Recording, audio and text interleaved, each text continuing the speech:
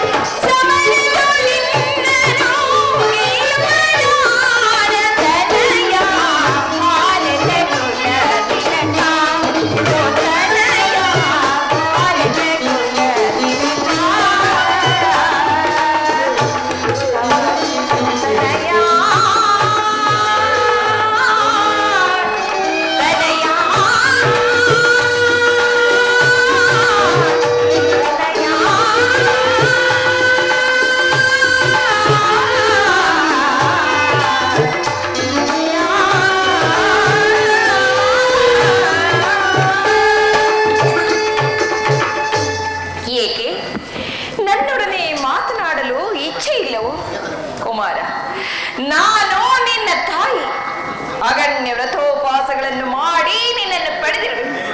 ಎದೆಯ ರಕ್ತವನ್ನು ಬಸಿದು ನಿನ್ನನ್ನು ಸಲಹಿರುವೆನು.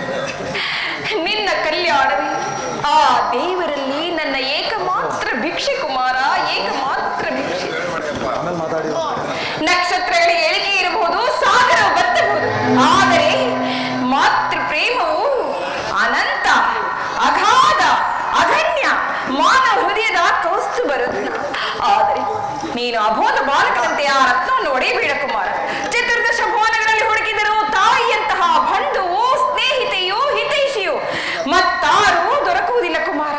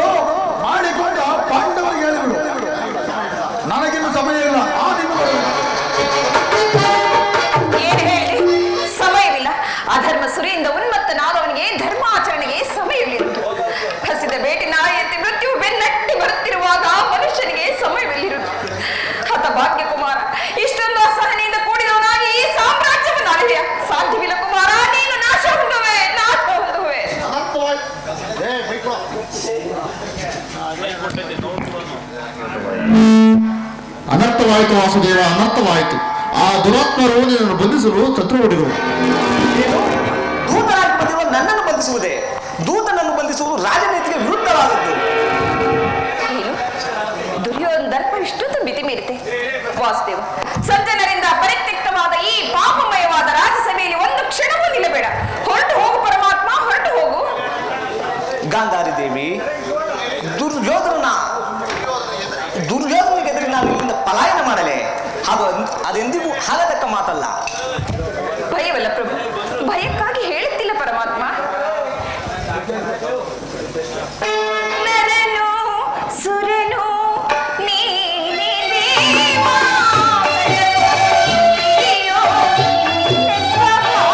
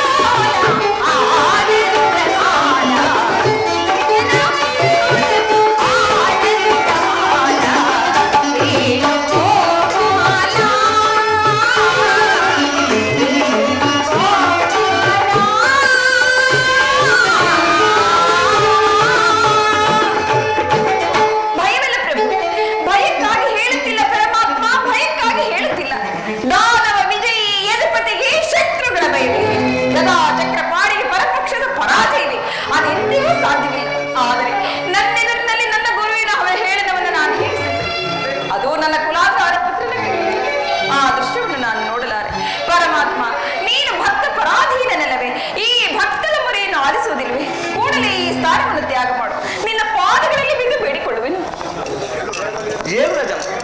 ರಾಜಮಹಿಷಿ, ನಿನ್ನಿಂದ ಇವತ್ತು ಏಡಿಯಂತೆ ಪಲಾಯನ ಮಾಡುವೇನು? ಎಲ್ಲಿಗೆ ಪಲಾಯನ ಮಾಡುವೆ?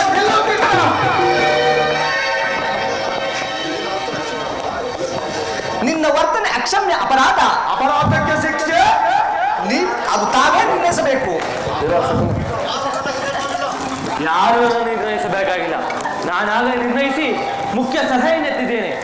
ಯಾರಿಗೋ? ಇನ್ಯಾರಿಗೆ? ಸಾರ್ವಭೌಮನಿಗೆ. ಏನೆಂದು? ಅದು ನನ್ನ ಬಾಯಿಂದ ಕೇಳುವ ಬದಲು ಸಾರ್ವಭೌಮ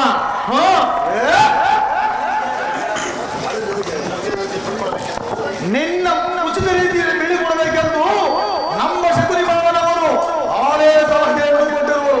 ಓಹೋ, ಶಕುನಿ ಮಾವನವರ ಸಲಹೆಯಿಂದ ಮೇಲೆ ಅದು ಅದ್ಭುತವಾಗಿ ಇರಬೇಕು. ಹೌದೌದು, ಇನ್ನು ಅದ್ಭುತ ರಾಯಭಾರಕ್ಕೆ ಅದ್ಭುತ ಸತ್ಕಾರವಿದು. ಆಗಬಹುದು. ನಿಮ್ಮ ಅದ್ಭುತವಾದ ಸತ್ಕಾರವನ್ನು ನಾನು ಅದ್ಭುತವಾದ ಸ್ವೀಕರಿಸುವೆನು. ಸ್ವೀಕರಿಸು, ಚೆನ್ನಾಗಿ ಸ್ವೀಕರಿಸು.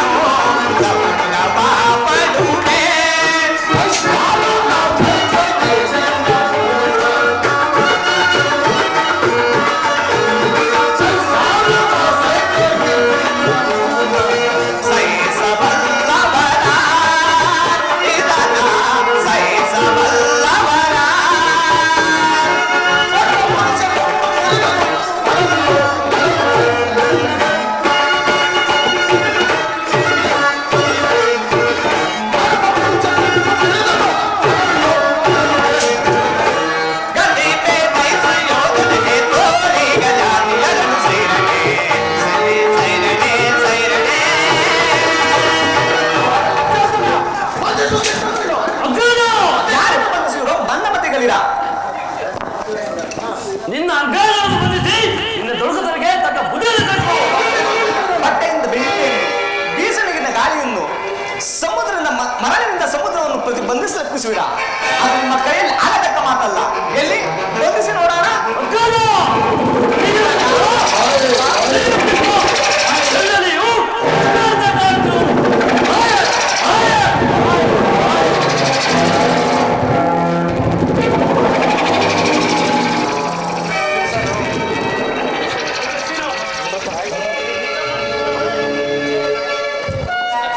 ಪರಮಾತ್ಮ, ಮಹಾಮಹಿಮನಾದ ನೀನು ಕುಲಹೀನನಾದ ನನ್ನನ್ನು ಇಷ್ಟೊಂದು ಆಧರಿಸಲು ಕಾರಣವೇನು ದೇವ? ಕರ್ಣ, ಕುಲಹೀನರಲ್ಲಿ ಕಂಡುಬರುವ ಲಕ್ಷಣಗಳು ನಿನ್ನಲ್ಲಿರುವುದೇ? ಪರಮಾತ್ಮ, ನಿಂತಿದ್ದರೂ ಓರ್ವ ಸೂತನೆಂಬ ವಿಚಾರವು ಈ ಪ್ರಪಂಚವೇ ಮರೆಯುವಂತಿಲ್ಲ ದೇವ. ಕರ್ಣ, ನೀನು ಸೂತನಲ್ಲ, ಪವಿತ್ರವಾದ ಚಂದ್ರವಂಶವೇ ನಿನ್ನ ಅಂಶವು. ಕುಂತಿದೇವಿಯು ನಿನ್ನ ತಾಯಿಯಾಗಬೇಕು. ಸೂರ್ಯದೇವನು ನಿನ್ನ ಜನಕನಾಗಬೇಕು. ಲೋಕೈಕ ವೀರರ ಪಾಂಡವರು ನಿನ್ನ ಸಹೋದರರಾಗಬೇಕು ಕರ್ಣ. ಪರಮಾತ್ಮ, ತಾವು ಹೇಳುತ್ತಿರೋ ಮಾತುಗಳು ಆಶ್ಚರ್ಯಕರವಾಗಿದೆಯಲ್ಲ. ಓಹೋ, ಇದು ಯುದ್ಧ ಕಾಲ. ನೀನಾದರೂ ಪಾಂಡವರ ಪಕ್ಷಪಾತಿ. ಅವರ ತಲೆಕಾಯಲ್ಲಿ ನನ್ನನ್ನು ಇಟ್ಟು ವಂಚಿಸುತ್ತಿರುವೆ ದೇವ. ಇಲ್ಲ ಕರ್ಣ, ನನ್ನ ಮಾತನ್ನು ಸತ್ಯವೆಂದು ನಂಬು. ರಾಜಾದಿರಾಜನಾಗಿ ದಿವ್ಯ ಸಿಂಹಾಸನ ಮೇಲೆ ಕುಳಿತು ರಾಜ್ಯಭಾರ ಮಾಡಬೇಕಾದ ನೀನು ಹೀಗೆ ಪರದ ಆ ಸ್ಥಾನದಲ್ಲಿ ಮಾಂಡಲಿಕನಾಗಿರುವೆಯಲ್ಲ. ಈಗ ನನ್ನ ನೋಡನೆ ಬಾ.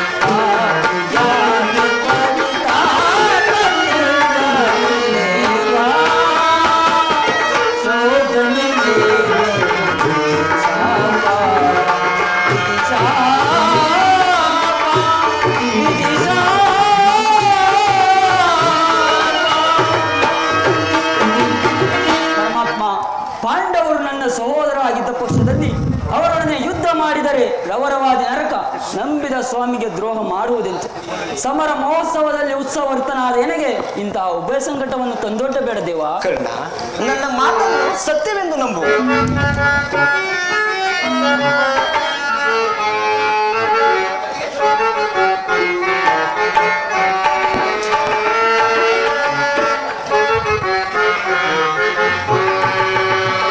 ನನ್ನ ನುಡಿಯ ಸಂತೋಷದೆಯಾಲಿಸುವೀರ ಮಾತೆ ಕುಂತಿಯ ಕುವರ ಕುಂತಿ ಮಾತೆಯ ಕುವರ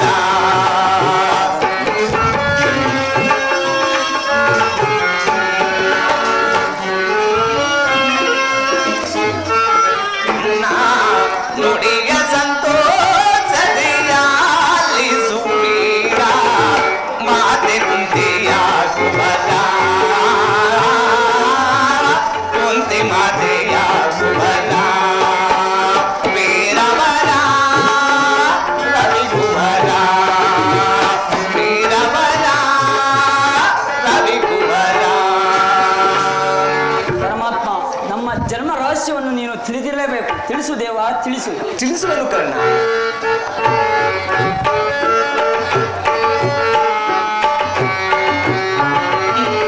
ನಿನ್ನ ಜನನ ಕರ್ಣದ್ವಾರ ಬೆಳೆದೆ ಗಂಗಾ ನದಿಯ ತೀರ. ನಿನ್ನ ಜನನ ಕರ್ಣದ್ವಾರ ಬೆಳೆದೆ ಗಂಗಾ ನದಿಯ ತೀರ. ನಾಮದೇಯದಿದಾನ ಶೂರ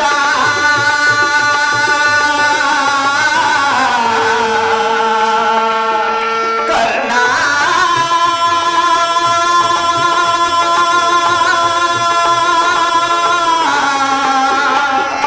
ಕರ್ಣ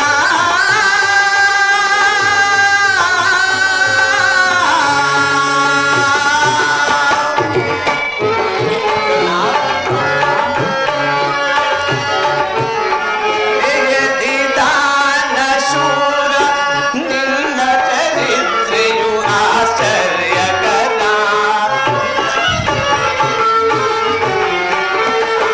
ನಿನ್ನ ಚರಿತ್ರೆಯು ಆಶ್ಚರ್ಯಕರ. ನಿನ್ನ ಚರಿತ್ರೆ ಆಶ್ಚರ್ಯಕರ. ನನ್ನ ನುಡಿಯ ಸಂತೋಷದೆಯಾಲಿಸುವೀರ ಮಾತೆ ಕುಂತಿಯ ಕುವರ ಕುಂತಿ ಮಾತೆಯ ಕುವರ ವೀರವರ ರವಿಕುವರ ವೀರವರ ರವಿಕುವರ. ಪರಮಾತ್ಮ, ಈ ಲೋಕದ ಜನರೆಲ್ಲರೂ ನನ್ನನ್ನು ಸೂತ, ನೀಚ, ಹೀನ ಕುಲದವನು ಎಂದು ವಿಯಾಸುತ್ತಿರುವಲ್ಲ, ನಾನೇನೆಂಬ ವಿಚಾರ ಅವರಿಗೆ ತಿಳಿಯದೆ ತಿಳಿಯದು ಕರ್ಣ.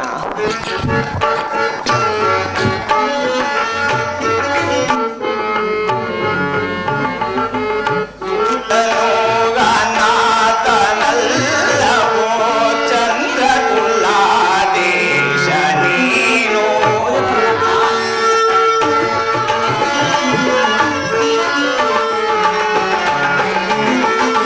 ಸೂಸನೋಗನಾಥನಲ್ಲವೋ ಚಂದ್ರಕುಲಾದೇಶ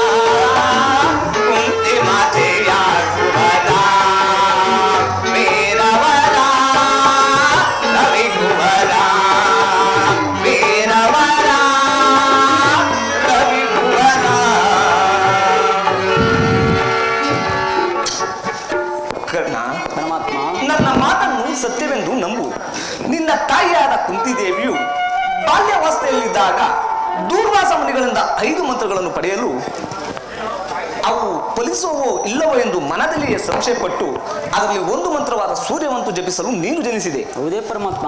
ಹೌದು ಕರ್ಣ. ಈ ಲೋಕಾಪವಾದಕ್ಕೆ ಎದರಿದ ಆ ನಿನ್ನ ತಾಯಿಯು ನಿನ್ನನ್ನು ಗಂಗಾ ನದಿಯಲ್ಲಿ ತೇಲಿಬಿಟ್ಟಳು. ಮುಂದೆ ನೀನು ಆ ಸೂದರ ಕೈಗೆ ಸಿಕ್ಕಿ ಅವರ ಪೋಷಣೆಯಲ್ಲೇ ಬೆಳೆದೇ ಕರ್ಣ. ಈಗಲೂ ನನ್ನೊಡನೆ ಬಾ. ಆ ಪಾಂಡವರನ್ನು ಕೌರವರನ್ನು ನಿನ್ನ ಪಾದದ ಮೇಲೆ ಕೆಡಗುವೆನು. ಅವರಿಂದಲೂ ಸಾಮಂತ ರಾಜರಿಂದಲೂ ಓಲೈಸಿಕೊಂಡು ರಾಜ್ಯಭಾರ ಮಾಡುವಂತೆ ನನ್ನೊಡನೆ ಬಾ ಕರ್ಣ. ಪರಮಾತ್ಮ, ತಾವು ಹೇಳುತ್ತಿರೋ ಮಾತುಗಳು ಸತ್ಯವಾದ ಪಕ್ಷದಲ್ಲಿ ಭೀಮಾರ್ಜುನನನ್ನು ನೋಡಿದಾಗಲೆಲ್ಲ ನನ್ನನ್ನು ಸೂತ ನೀಚ ಹೀನ ಕುಲದವನೆಂದು ಹೀಯಾಳಿಸುತ್ತಿರುವರಲ್ಲ, ನಾನೇನೆಂಬ ವಿಚಾರ ಅವರಿಗೆ ತಿಳಿಯದೆ ಪರಮಾತ್ಮ. ತಿಳಿಯದು ಕರ್ಣ. ನೀನಾರಂಭ ವಿಚಾರ ನಿನ್ನ ತಾಯಿಯಾದ ಕುಂತಿದೇವಿಗಾಗಲಿ ಆ ಪಾಂಡವರಿಗಾಗಲಿ ತಿಳಿಯದು ಕರ್ಣ. ನಿನ್ನ ತಾಯಿಯು ನಿನ್ನನ್ನು ಕಂಡಾಗಲೆಲ್ಲ ಕೃಷ್ಣ, ಆ ಕರ್ಣನಾರು ಅವನನ್ನು ಕಂಡರೆ ನನಗೆ ಮುರುಕ ಉಂಟಾಗುವುದಿಲ್ಲ ಅಂತ ಪದೇ ಪದೇ ನನ್ನನ್ನು ಕೇಳುತ್ತಿದ್ದಳು. ಆದರೆ ನಿನ್ನ ವಿಚಾರವನ್ನು ಇಲ್ಲಿಯವರೆಗೂ ನಾನು ತಿಳಿಸಿರಲಿಲ್ಲ ಕರ್ಣ. ಈಗ ತಾನೇ ನೀನು ಯಾರೆಂಬ ವಿಚಾರವನ್ನು ಆ ಕುಂತಿದೇವಿಗೆ ತಿಳಿಸಿ ಬಂದಿರುವೆನು ಕರ್ಣ. ನಿನ್ನನ್ನು ಕಾಣಲು ಆ ನಿನ್ನ ತಾಯಿಯು ಆ ಗಂಗಾತೀರಕ್ಕೆ ಬಹಳ ಸಂತೋಷದಿಂದ ಬರುವಳು. ನೀನು ಸಹ ಅಲ್ಲಿಗೆ ಹೋಗು. ಆಕೆಯ ಮನಸ್ಸನ್ನು ನೋಯಿಸಬೇಡ. ಆಗಬಹುದು ಕರ್ಣ. ನಾನು ಬಂದು ಬಹಳ ಬೆಳೆಯಾಯಿತು. ನಾನಿನ್ನು ಬರಲೇ? ತಮ್ಮ ಇಚ್ಛೆ ದೇವ. ಶ್ರೀಕೃಷ್ಣ ಪರಮಾತ್ಮನು ಎಂದಿಗೂ ಅಸತ್ಯನಾಗತಕ್ಕವನಲ್ಲ. ಅಯ್ಯೋ ಜಾಗ ಬರುವಂಚರು.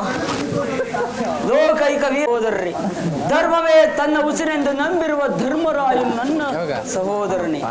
1000 ಆನೆ ಬಲವುಳ್ಳ ಋತ್ವಾಂಸ ಸಂಭೂತನಾದ ಜಗಜ್ಜಟ್ಟಿ ಭೀಮಸೇನನು ನನ್ನ ತಮ್ಮನೇ. ತೇಜೋಮಯ ಮೂರ್ತಿಗಳಾದ ನಕುಲ ಸಹದೇವರು ನನ್ನ ಅನುಜರೇ. ಪಾಂಡುರಾಜ, ಕುಂತಿದೇವಿ, ಮಾದ್ರಿ ದೇವಿಯರು ನನ್ನ ಜನನೀ ಜನಕರೇ. ಪರಶಿವನೊಡನೆ ಹೋರಾಡಿ ಪಾಶುಪತಾಶ್ಯವನ್ನು ಪಡೆದು ದಶನಾಮಗಳಿಂದ ಕೂಡಿ ದಶ ದಿಕ್ಕುಗಳಲ್ಲಿಯೂ ದಿಗಂತ ಕೀರ್ತಿ ಜ್ಯೋತಿಯಾಗಿ ಯಾರೊಡನೆ ಯುದ್ಧಕ್ಕೆ ನಿಂತರೂ ಅಪಜಯವನ್ನು ಹೊಂದದ ನನಗೆ ಎನಿಸಿದ ಅರ್ಜುನ್ ನನ್ನ ತಮ್ಮನೇ. ಅರ್ಜುನ, ನಾಳೆ ನಡೆಯಲಿರುವ ಭಯಾನಕ ಯುದ್ಧದಲ್ಲಿ ನಿನ್ನ ಶಿರತ್ತನ್ನು ಛೇದಿಸುವುದಾಗಿ ಶಪಥ ಮಾಡಿರುವೆನಲ್ಲೋ. ಶಪಥ ಮಾಡಿರುವೆನಲ್ಲೋ. ಈ ಯುದ್ಧ ಭೂಮಿಯಲ್ಲಿ ಬಿದ್ದು ನಿನ್ನ ಶಿರಸ್ಸು ರಕ್ತದ ಮಡುವಿನಲ್ಲಿ ಕೊಚ್ಚಿಕೊಂಡು ಹೋಗುವುದನ್ನು ಈ ಪಾಪಿ ಕಣ್ಣುಗಳಿಂದ ಹೇಗೆ ತಾನೇ ನೋಡಲಿ? ಯಾವ ಪೂರ್ವದ ಪಾಪದ ಫಲವಾಗಿ ಸೂತನೆಂಬ ಅಪವಾದದ ಆವೃತಕ್ಕೆ ಸಿಲುಕಿ ಚಿಕ್ಕದಾದ ದೇಹಕ್ಕೆ ಅಪಾರವಾದ ಬೆಂಕಿಯನ್ನು ತುಂಬಿಕೊಳ್ಳಲು ಸಾಧ್ಯವೇ? ಇದುವರೆಗೂ ಬಂಧು ವರ್ಗದವರು ಯಾರೆಂದು ತಿಳಿಯದೆ ವ್ಯಥೆಪಡುತ್ತಿದ್ದ ನನಗೆ ಇಂದು ಬಂಧು ವರ್ಗದವರು ಯಾರೆಂದು ತಿಳಿದ ಬಳಿಕ ಎಂತಹ ಉಭಯ ಸಂಕಟ ಪ್ರಾಪ್ತವಾಯಿತು. ಹೇ ಪಾಪಿ ಕರ್ಣ, ಪಾಂಡು ಪುತ್ರನಾಗಿ ಜನಿಸಿ ಪಾಂಡು ಕುಮಾರರನ್ನೇ ಕೊಲ್ಲಲು ಹೊರಟಿರುವೆಯಲ್ಲೋ.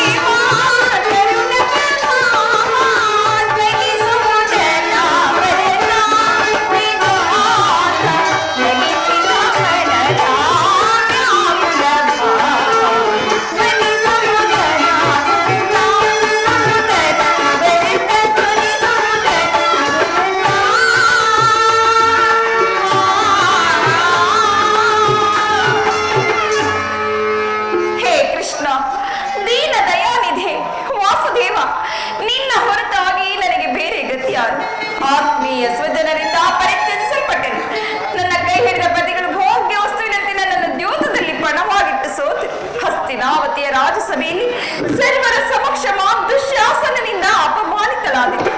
ರಾಜನಗರವನ್ನು ತ್ಯಾಗ ಮಾಡಿ ಅನಾಥ ಭಿಕ್ಷಕಿಯಂತೆ ಕಾಡಿಂದ ಕಾಡಿಗೆ ಎಳೆದದ್ದು ಆಯಿತು. ಕದ್ದ ಕಳ್ಳದಂತೆ ತಲೆ ಮರೆಸಿಕೊಂಡು ಆ ಕೀಚಕನ ಭಂಗವನ್ನು ಸಹಿಸಿದೆ.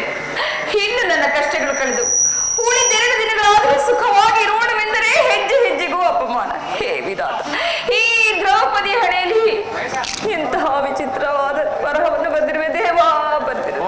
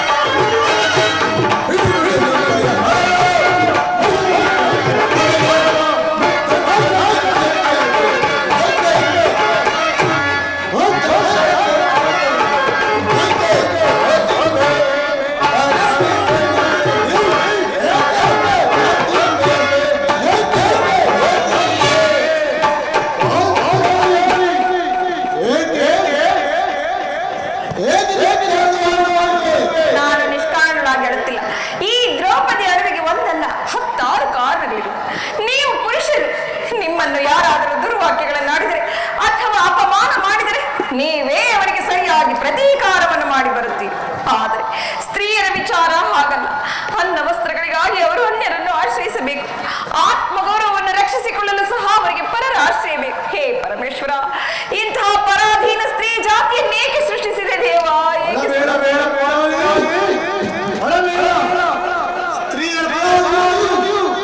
ನಮ್ಮ ಸಮಾಜದ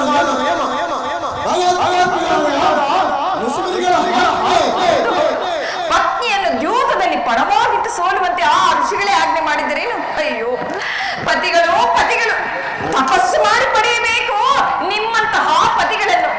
ಅಣ್ಣನ ಒಂದು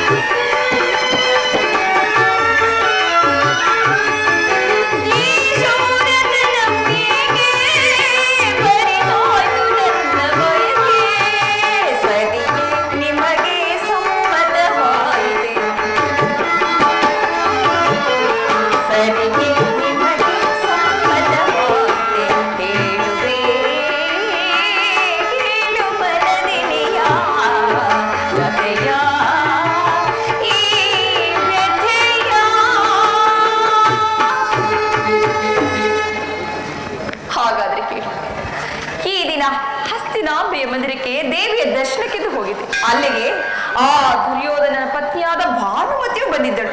ಅವಳು ನನ್ನನ್ನು ನೋಡಿ ನಕ್ಕು, ನಿನ್ನ ಪತಿಗಳು ವಾಸಕ್ಕಾಗಿ 5 ಗ್ರಾಮಗಳನ್ನು ಬೇಡಲು ದೂತನನ್ನು ಆಸ್ಥಾನಕ್ಕೆ ಕಳಿಸಿದ್ದರು.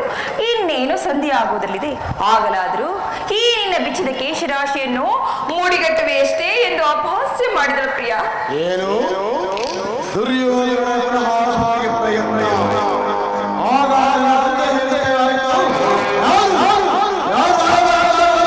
ಮತ್ತಾರು ಅಣ್ಣನಾದ ಶ್ರೀಕೃಷ್ಣನೇ.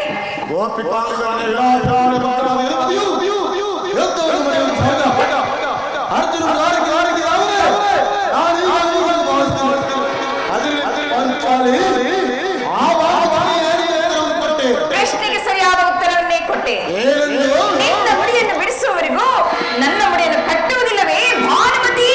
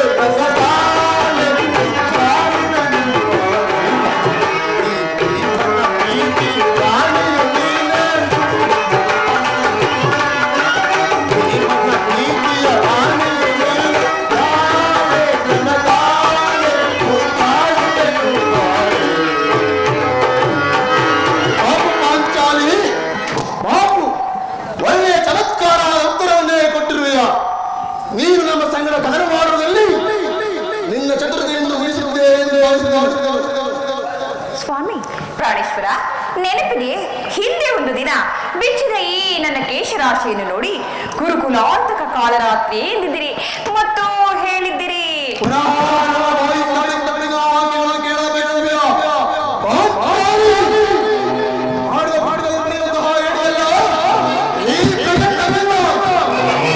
ಹೇಳುವುದು ಮಾತ್ರವಲ್ಲ, ನುಡಿದಂತೆ ನಡೆಯಬೇಕೆಂಬುದೇ ನನ್ನ ಇಚ್ಛೆ. ಸುಮ್ಮನೆ ನಾನು ಇಚ್ಛಿದರೆ ಏನಾಗಲು, ನೀನು ಎಷ್ಟೇ ಆಗಲಿ ನಿಮ್ಮಣ್ಣನವರ ಆಜ್ಞಾಧಾರಕನು.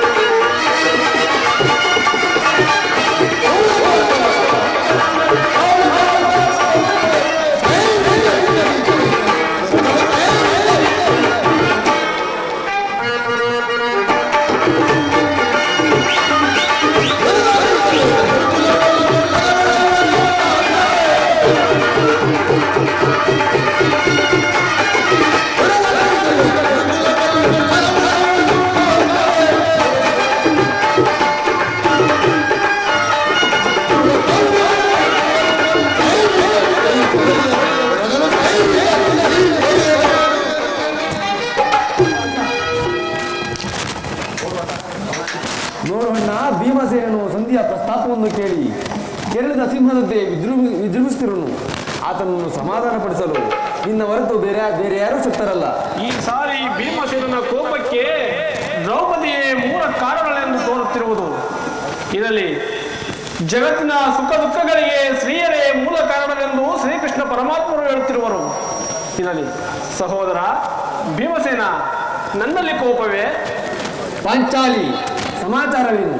ಅಣ್ಣನೇಕೆ ಸಿಟ್ಟಾಗಿರುವನು? ಏಕೆ ಈ ನನ್ನ ಬಿರುಬೂದರು ನಿಮ್ಮ ಪ್ರಶ್ನೆಗೆ ಸರಿಯಾಗಿ ಉತ್ತರ ನೀಡಿರಬಹುದಲ್ಲ?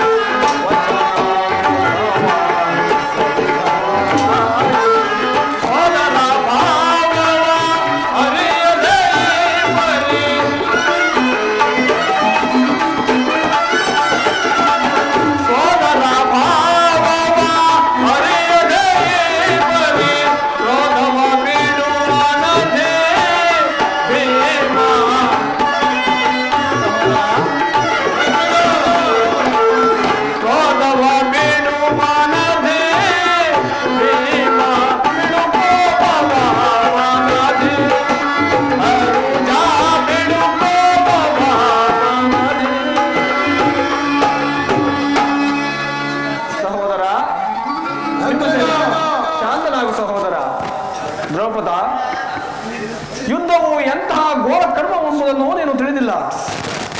ಕೋಪ ಮಾಡಬೇಡಣ್ಣ, ಧರ್ಮಜನು ನಮ್ಮೆಲ್ಲರಿಗಿಂತ ಹಿರಿಯವನು. ಆತನ ಮಾತಿಗೆ ವಿರುದ್ಧವಾಗಿ ಯುದ್ಧವನ್ನು ಮಾಡುವುದು ಅನುಚಿತ. ಪಾಂಚಾಲಿ,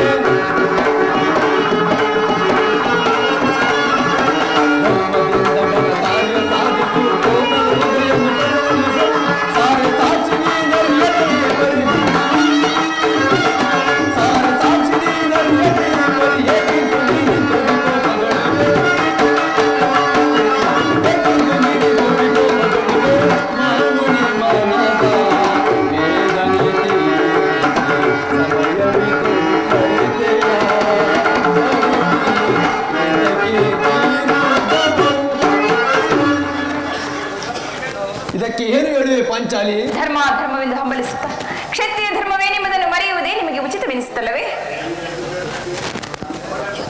ದ್ರೌಪದ, ಈ ಯುದ್ಧವು ಎಂತಹ ಘೋರ ಕರ್ಮವೆಂಬುದನ್ನು ನೀನು ತಿಳಿದಿಲ್ಲ. ಈ ಯುದ್ಧವನ್ನು ನಾವು ಬಯಸಿದ್ದೇ ಆದರೆ ಮುಂದಿನ ವಿಚಾರಕ್ಕಾಗಿ ನಾವೇ ದುಃಖಿಸಬೇಕಾಗುವುದು ದ್ರೌಪದ. ಅದಕ್ಕಾಗಿಯೇ ನಾನು ಸಂಧಿಗಾಗಿ ಅನೇಕ ಪ್ರೇರೇಪಿಸುತ್ತಿರುವೆನು. ಹಿಂದೆ ಧೌಮ್ಯನನ್ನು ಸಂಧಿಗಾಗಿ ಕಳಿಸಿ ಅಪಮಾನಕ್ಕೆ ಗುರಿಪಡಿಸಿ ಕುಲ ಪುರೋಹಿತನನ್ನು ಸಂಧಿಗಾಗಿ ಕಳಿಸಲು ಇದು ಮದುವೆಯ ಔತಣವೆಂಬ ಪರಿಜ್ಞಾನವು ನಿಮಗಿಲ್ಲದೆ ಹೋಯಿತು. ಅದಕ್ಕೆ ಕೃಷ್ಣ ಆ ದುರ್ಯೋಧನ ಸರಿಯಾದ ಉತ್ತರ ಕೊಟ್ಟಿರುವುದು. ಜಯ ಕೃಷ್ಣ, ಜಯ ವಿದುಪತಿ.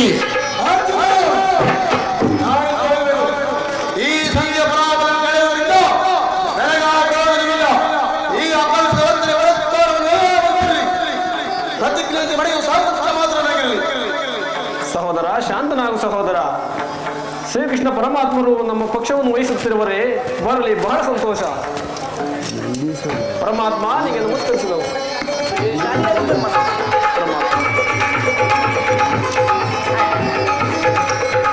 ಪರಮಾತ್ಮ, ಹೋದ ಕಾರ್ಯವೇನಾಯಿತು ಪರಮಾತ್ಮ? ಓದವನಾರು ಕೃಷ್ಣನಲ್ಲವೇ? ಅಂದರೆ ನಿಮ್ಮ ಮಾತಿನ ಅರ್ಥ ಎಲ್ಲವೂ ನಾನು ಅದ್ದುಕೊಂಡಂತೆ ನಡೆಯಿತು. ಸದ್ಯ ವಿಚಾರ ಇವು ನಡೆಯುತ್ತೆ ಪರಮಾತ್ಮ. ಅದು ನಡೆಯಿತು ಧರ್ಮನಂದನ. ಪ್ರಾಣೇಶ್ವರ,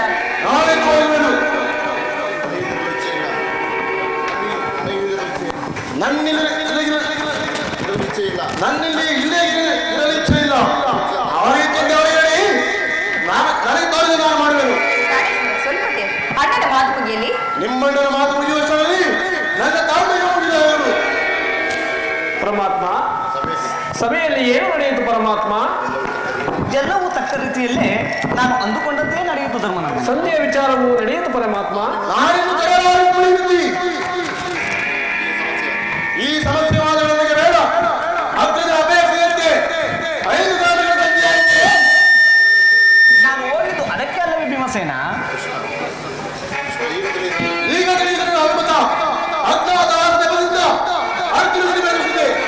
ಈಗ ಸಂಧಿಯ ಬೋಟಿ ನಮ್ಮ 5 ಸೀರೆ ಕುಡಿದಿರುವೆಯ ಯಾರ ಆಕಳಿ ಪಾಂಡುಪುತ್ರನ ಮೇಲೆ ನಿನಗೆ ಇಷ್ಟೊಂದು ಆಕ್ರೋಶ?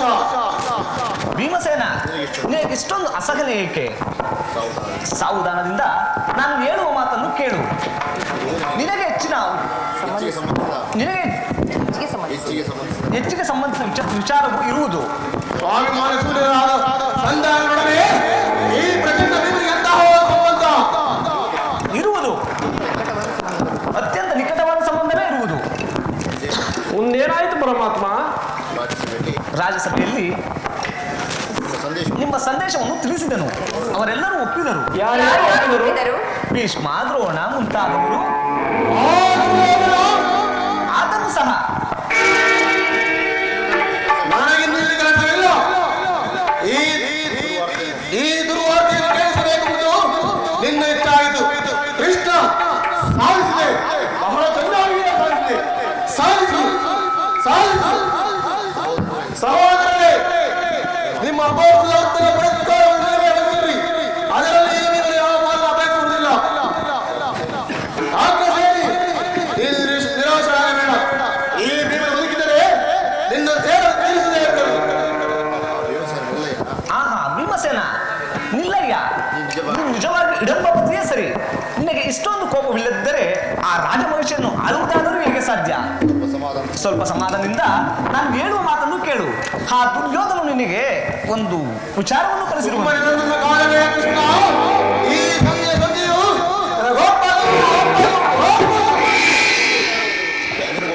ನಿನ್ನ ಗೊಪ್ಪ ವಿಚಾರ ಒಂದಿರುವುದು ಭೀಮಸೇನ. ಆ ದುರ್ಯೋಧನನು ನಿನಗೊಂದು ಸಂದೇಶವನ್ನು ಕಲಿಸಿರುವನು. ಏನು? ದುರ್ಯೋಧನ ಸಂದೇಶ? ಹಾಗಾದರೆ ಉದ್ದೇಶವು ಸಂಧಿ ಆಗಲಾರದು. ಸಂದೇಶ ಅದನ್ನು ಕೇಳುವ ಇಚ್ಛೆ ನಿನಗಿದ್ದರೆ ನೀನು ನನ್ನ ಪಾರ್ಶ್ವದಲ್ಲಿ ಕುಳಿತುಕೊಳ್ಳಬೇಕು. ಇಲ್ಲ ಕೃಷ್ಣ, ನಿಂತಿದಂತೆ ಹೇಳಿಬಿಡು. ಇಲ್ಲ ಭೀಮಸೇನ, ನೀನು ಕುಳಿತುಕೊಳ್ಳದ ಹೊರತಾಗಿ ನಾನು ಆ ವಿಚಾರವನ್ನು ತಿಳಿಸುವುದಿಲ್ಲ. ಈ ಪರಿಹಾಸ್ಯವೇ ಕೃಷ್ಣ. ಪರಿಹಾಸವೇ ಭೀಮಸೇನ. ನಿನ್ನನ್ನು ಕಂಡರೆ ನನಗೆ ಅಷ್ಟೊಂದು ಭಯವಾಗುವುದು. ಇಲ್ಲಿ ನಿನ್ನ ಗದೆಯನ್ನು ತಕೊಡು. ಈ ಗದೆಯನ್ನು ತೆಗೆದಿಸು.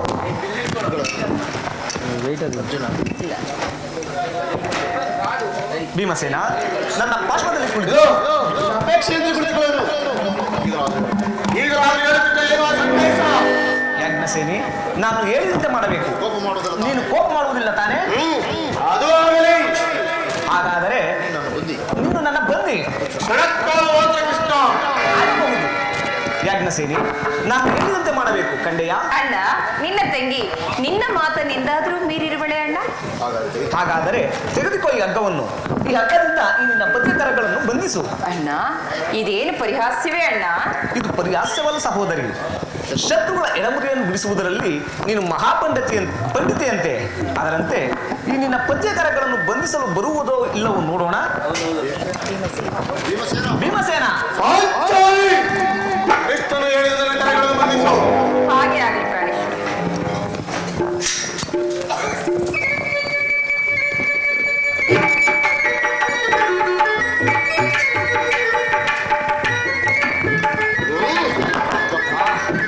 ಈಗ ಸಮಾಧಾನವಾಗಿದೆ. ಈಗ ಕೇಳಿರಿ, ಎಲ್ಲರೂ ಕೇಳಿರಿ. ಈ ಭೀಮಸೇನನ್ನು ಬಂಧಿಸಿರುವ ಹಗ್ಗವು ಇಂದು ಆ ಕುಸಭೆಯಲ್ಲಿ ನನ್ನ ಅಂಗಾಂಗಗಳನ್ನು ಬಂಧಿಸಲು ಅನುವಾಗಿತ್ತು. ಯಾರಿಂದ ಸಾಧ್ಯ? ಆ ದುರ್ಯೋಧನ ಆಜ್ಞೆ ಮಾಡಿದನು. ಆತನ ತಮ್ಮನಾದ ದುರಾಭಿಮಾನಿಯು ದುಶ್ಯಾಸನಿಗೆ ಕಾರ್ಯ ಮಾಡಿದನು. ಪಾಂಚಾಲಿ, ಪ್ರಾಣೇಶ್ವರ, ನನ್ನ ಕೈಗಳಲ್ಲಿ ಇಚ್ಚು. ಈ ನೀಚ ಕೃತ್ಯದಿಂದ ದುರ್ಯೋಧನ ನೆರವಿನಾಳು ಶಿಖರವನ್ನು ಮುಟ್ಟಿತು. ಪಾಂಡವರ ರಾಯಭಾರಿಯನ್ನು, ನಮ್ಮ ಪ್ರಿಯ ಬಂಧುವಾದ ಕೃಷ್ಣನನ್ನು ಆ ಕುಂದಿಕವರವರು ಈರಿದ ಇದಕ್ಕೆ ನಿಮ್ಮ ಉತ್ತರವೇನು? ಇಷ್ಟು ಮಾತ್ರವಲ್ಲ ಭೀಮಸೇನ, ಆತನು ಸಂಧಿಗೆ ಕೊಟ್ಟ ಉತ್ತರವನ್ನು ಕೇಳು. ಹೋಯಿತು.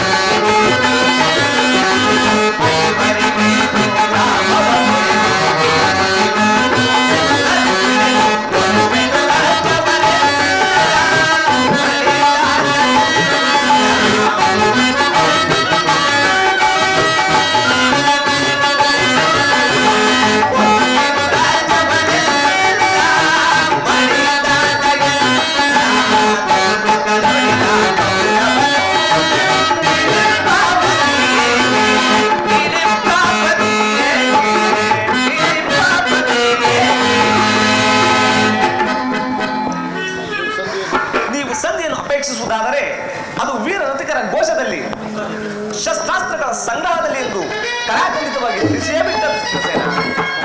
ಪರಮಾತ್ಮ, ಈ ಸಂದೇಶದಲ್ಲಿ ನಮಗೆ ಉಳಿದಿರುವುದು ಒಂದೇ ಯುದ್ಧ. ಈ ಯುದ್ಧವನ್ನು ನಾನು ಬಯಸಿದವನಲ್ಲ, ನೀನು ಇಷ್ಟ ಬಂದಂತೆ ಮಾಡು ಮುಕುಂದ. ಪಾಂಚಾಲಿ, ಅರ್ಜುನ, ಧನಂಜಯ, ನನ್ನ ಕೈಗಳನ್ನು ಬಿಚ್ಚಿ. ಕೃಷ್ಣ, ನೀನಾದರೂ ಬಿಚ್ಚು. ಯಾರು ಬಿಚ್ಚುವುದಲ್ಲವೇ? ಬೇಡ ಬೇಡ, ನಾನೇ ಬಿಚ್ಚಿಕೊಳ್ಳುವೆನು.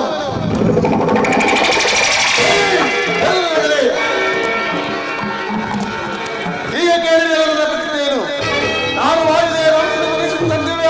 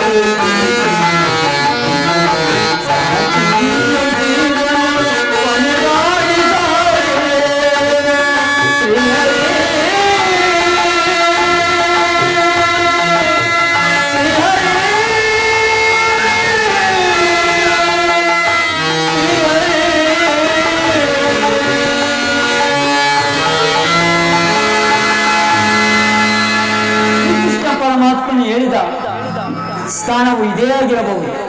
ಹೇ ಭಗವಾನ್ ಭಾಸ್ಕರ, ಸೃಷ್ಟಿಯ ಮೊದಲಿನಿಂದಲೂ ಈ ಜಗತ್ತನ್ನು ಬೆಳಗುತ್ತಿರುವೆ. ಈ ಸಂದೇಹದ ಅಂಧಕಾರದಿಂದ ನನ್ನನ್ನು ಉದ್ಧರಿಸು ದೇವ, ನನ್ನನ್ನು ಉದ್ಧರಿಸು.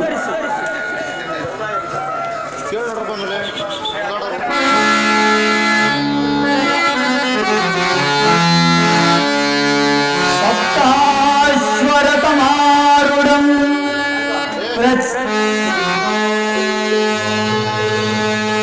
ಸಪ್ತಾಶ್ವರತಮಾರುಢಂ ಪ್ರಚಂಡ ಕಶ್ಯಪಾ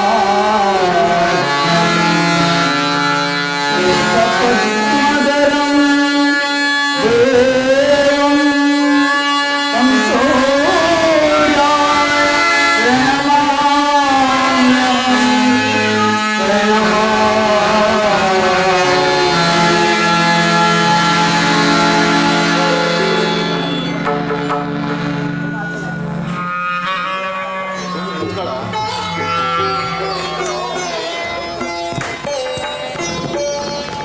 ಓಂ ಭಾಸ್ಕರಾಯ ನಮಃ. ಓಂ ಭಾಸ್ಕರಾಯ ನಮಃ. ಓಂ ಭಾಸ್ಕರಾಯ ನಮಃ. ಓಂ ಭಾಸ್ಕರ. ಕರ್ಣ, ಕರ್ಣ, ಯಾರು ನನ್ನ ಏಕಾಗ್ರತೆಯನ್ನು ಭಂಗಪಡಿಸಿದ? ನೀನು ಯಾರು ತಾಯಿ? ಕರ್ಣ, ನೀನು ಪೂಜಿಸುತ್ತಿರುವ ಆ ಸರ್ವಸಾಕ್ಷಿ ಸೂರ್ಯದೇವನ ಜ್ವಲಂತ ಪ್ರಭೆಯನ್ನು ನಿನಗೆ ಮೊದಲು ತೋರಿಸಿದ ಸ್ತ್ರೀ ನಾನು. ಈ ಭಾಗ್ಯಗಳನ್ನು ಕುಂತಿ ಎಂದು ಕರೆಯುತ್ತಿರುವೆ. ಕುಂತಿ ಅಂದರೆ ಅರ್ಜುನನ ತಾಯಿ, ಅಂದರೆ ನನ್ನ ಹೆತ್ತಮ್ಮ. ಅಮ್ಮ, ನಿಮಗೆ ನಮಸ್ಕರಿಸುವೆ. ಕೀರ್ತಿಶಾಲಿ ಆಗುವ ಕೀರ್ತಿಶಾಲಿ ಆಗುವ. ನನ್ನದೆಂತಹ ಕೀರ್ತಿಯಮ್ಮ. ಅಮ್ಮ,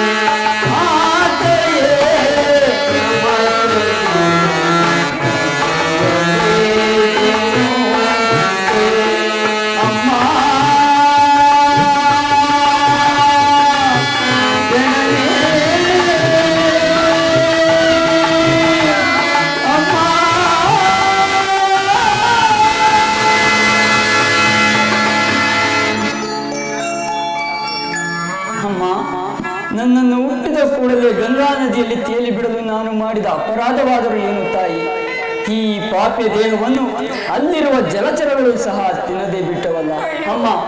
ಈ ಪ್ರಪಂಚವೆಲ್ಲವೂ ನನ್ನನ್ನು ಸೂತ ನೀಚ ಹೀನಕುಲದವನೆಂದು ಹೀಯಾಳಿಸುತ್ತಿರುವಾಗ ಇದೆಲ್ಲವನ್ನು ಒಂದೇ ಒಂದು ಮಾತಿನಿಂದ ಪರಿಹರಿಸಬಹುದಾಗಿದ್ದ ನೀನು ಏಕಮ್ಮ ಸುಮ್ಮನಾದೆ, ಏಕೆ ತಾಯಿ ಸುಮ್ಮನಾದೆ? ಹೋಗಲಿ ಬಿಡು, ನೀನು ನನ್ನ ಹೆತ್ತ ತಾಯಿ, ದೈವಕ್ಕೆ ಸಮಾನ. ನಿನ್ನನ್ನು ದೂಷಿಸಿದರೆ ನಾನು ಪರಮ ಪಾಪಿ ಆಗುವೆನು. ಇಷ್ಟು ದಿನಗಳ ಮೇಲಾದರೂ ಈ ಮಗನ ನೆನಪು ಬಂದಿತ್ತಲ್ಲ, ಕರುಣೆ ತೋರಿದೆಯಲ್ಲ, ಈ ನಿನ್ನ ಉಪಕಾರ ಭಾರವನ್ನು ನಾನು ಹೇಗೆ ತೀರಿಸಲಿ ತಾಯಿ, ಹೇಗೆ ತೀರಿಸಲಿ?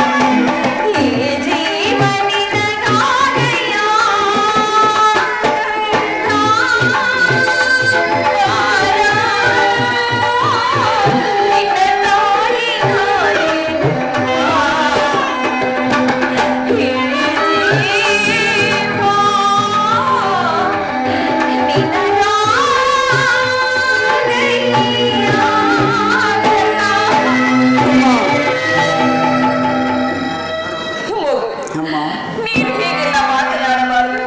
ಮೊದಲೇ ನೊಂದು ಬೆಂದು ಹೋಗಿರುವ ಈ ಕುಂತಿಯ ಹೃದಯವನ್ನು ನಿನ್ನ ಮಾತುಗಳು ಶೂಲದಂತೆ ಇರಿಯುತ್ತಿರುವ ಮಗು, ಶೂಲದಂತೆ ಬಾಲ್ಯದಲ್ಲಿ ನಾನು ಗಂಗೆಯಲ್ಲಿ ತೇಲಿ ಬಿಟ್ಟ ಆ ಕ್ಷಣ ನೀನು ಒಂದೇ ಒಂದು ಮಾತನಾಡಲು ಸಹ ಶಕ್ತನಾಗಿಲ್ಲ. ಅಂದು ನಾನು ಮಾಡಿದ ಆ ಕಾರ್ಯಕ್ಕಾಗಿ ನೀನು ಅದೆಷ್ಟು ಕಷ್ಟಗಳನ್ನು ಪಟ್ಟೆಯೋ, ಅದೆಷ್ಟು ಅಪಮಾನಗಳನ್ನು ಸಹಿಸಿದೆಯೋ, ಅದೆಲ್ಲಕ್ಕೂ ನಾನೇ ಕಾರಣಪ್ಪ. ನನ್ನನ್ನು ಕ್ಷಮಿಸಿಬಿಡು. ಅಮ್ಮ, ನೀನು ಈ ರೀತಿ ಮಾತನಾಡಿದರೆ ಬಾಲಕನಾದ ನನಗೆ ಶ್ರೇಯಸ್ಕರಲ್ವ ತಾಯಿ? ನಾನು ಹತಭಾಗ್ಯನು.